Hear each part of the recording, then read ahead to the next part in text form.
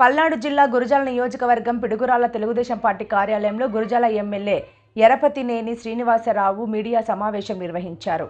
ముందుగా CM relief fund చెక్లను 51 మంది లబ్ధిదారులకు 42,34,920 రూపాయలు అందజేశారు. అనంతరం ఎరపతినేని మాట్లాడుతూ 2019 నుంచి 24 మధ్య కాలంలో వైసీపీ చేసిన అరాచకాలు, ఆర్థిక పతనం పరిస్థితుల నుంచి ఆంధ్రప్రదేశ్ ఇప్పుడిప్పుడే కోలుకొని బయటపడుతుందన్నారు. దేశ విదేశాల నుంచి పారిశ్రామికవేత్తలు ఆంధ్రప్రదేశ్ ప్రభుత్వంపై నమ్మకంతో రాష్ట్రంలో పెట్టుబడి పెట్టడానికి ముందుకు వస్తుంటే ఈ వైసీపీ వాళ్లు పెట్టుబడులు పెట్టకుండా రాకుండా ఉండేలా విశ్వ ప్రయత్నాలు చేస్తున్నారని ఎరపతినేని తెలిపారు.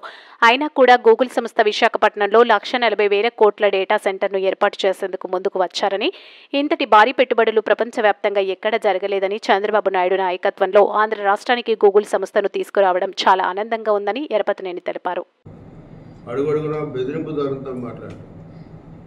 అసలు వీళ్ళు బెదిరింపు ధోరణి ఏంటో నాకు అర్థమే కాదు. మనం కూడా అసెంబ్లీలో కూడా చెప్పారు, మీకు ఏముందని మీకు బెదిరింపు ధోరణి? ఇక్కడ మాకు ఒక లక్ష్మణ్ రావు గీసి మమ్మల్ని వద్దన్నా తప్పితే ఆ గీత గీయకపోతే మీరేది బెదిరింపు ధోరణి, మీరు పెద్ద కుటుంబంలాగా. అందుకనే విత్ ద లిమిట్స్ ఎవరికి వాళ్ళు రాజ్యాంగానికి లోబడి పనిచేయాలి. అందరం కూడా మనకేం శాస్త్రం కాదు, అధికారాలు ఇవన్నీ కూడా. కానీ ప్రకృతి ఎంత గొప్పదంటే ఇక్కడ మన సత్తనపల్లి వచ్చినప్పుడు ప్లే కార్డ్స్ పెట్టారు, పల్నాడులో రాజారెడ్డి రాజ్యాంగాన్ని అమలు పరుస్తారు. కానీ ఒంటిమిట్ట పులివెందుల్లో జడ్పీటీసీ ఎన్నికల్లో వాళ్ళ సొంతూరులో అంబేద్కర్ గారి రాజ్యాంగాన్ని అమలు పరిచి అక్కడ టీడీపీని గెలిపించారు ప్రజలు. ఇది విచిత్రం. ప్రకృతి అంటే అది గొప్ప విషయం. అది మీ సొంతూరులో రాజారెడ్డి రాజ్యాంగం అమలు గారు నీ అయ్య జాగీర్ ఆంధ్రప్రదేశ్ రాష్ట్రం ఏ జాగీరా అన్న అమలు పరచడం సొంతం రాజారెడ్డి రాజ్యాంగం ఎలా అమలు పరుస్తారు? పద్ధతిగా ఉన్నంతకాలం పద్ధతిని తప్పితే దాని పట్ల ప్రభుత్వం చాలా కఠినంగా ఉంటుంది. అది గుర్తుపెట్టుకోవాలి. ఫేక్ చెత్త గ్యాంగ్ అంతా కూడా.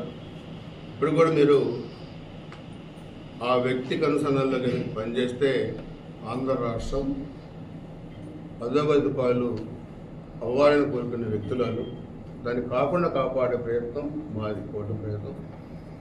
ఎప్పుడు కూడా రాక్షసుల చేతుల్లో దేవతలే గెలుస్తారు. ప్రకృతిలో మనం పూర్వంలో కూడా పురాణాల్లో కూడా చూసాం. రాక్షసులు తాత్కాలిక ఆనందం పొందుతారు కానీ చివరికి గెలిచే దేవతలే గెలుస్తారు. అటువంటి రాజ్యంలో ఈరోజు మనం ఉన్నాం. దయచేసి అందరూ కూడా దీన్ని అర్థం చేసుకోవాల్సిందిగా నేను తెలియజేసుకుంటూ, రాబోయే రోజుల్లో ఇంకా వచ్చే నవంబర్లో కూడా విశాఖపట్నం వేదికగా కూడా చాలా పెద్ద ఎత్తున పెట్టుబడులు రాబోతూ ఉన్నాయి. ఆంధ్రప్రదేశ్ రాష్ట్ర ముఖ చిత్రం, ఆర్థిక ముఖ చిత్రం మారబోతూ ఉంది. అభివృద్ధి అంటే ఐటీ, అభివృద్ధి అంటే నూతన పద్ధతుల్లో వ్యవసాయాన్ని తీసుకెళ్ళడం, అభివృద్ధి అంటే అన్ని విధాలుగా సమాజంలో ఉన్న ప్రజల్ని పైకి తీసుకురావటం. మన గురజాల నియోజకవర్గంలో కూడా అదే చేస్తాం.